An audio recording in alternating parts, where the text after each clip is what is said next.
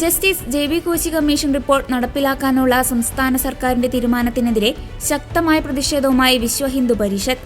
Report നടപ്പിലാക്കുന്നത് ഭരണഘടനാ വിരുദ്ധമാണെന്നും വോട്ട് ബാങ്ക് ലക്ഷ്യം വെച്ചുള്ള നീക്കമാണിതെന്നും VHP ആരോപിച്ചു.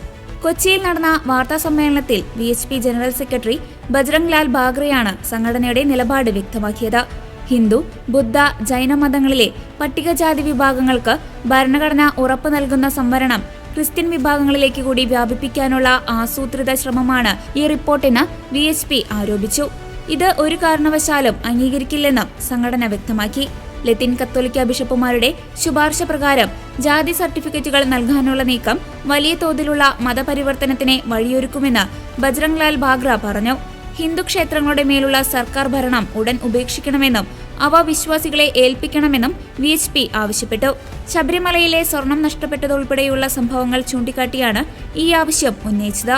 സർക്കാരിന്റെ ഈ തീരുമാനത്തിനെതിരെ ശക്തമായ നിയമ പോരാട്ടം നടത്താനാണ് വിശ്വ ഹിന്ദു പരിഷത്തിന്റെ തീരുമാനം. രാഷ്ട്രീയ ലാഭത്തിനു വേണ്ടി ഒരു പ്രത്യേക വിഭാഗത്തെ പ്രീണിപ്പിക്കാനാണ് സർക്കാർ ശ്രമിക്കുന്നതെന്ന് നേതാക്കൾ കുറ്റപ്പെടുത്തി.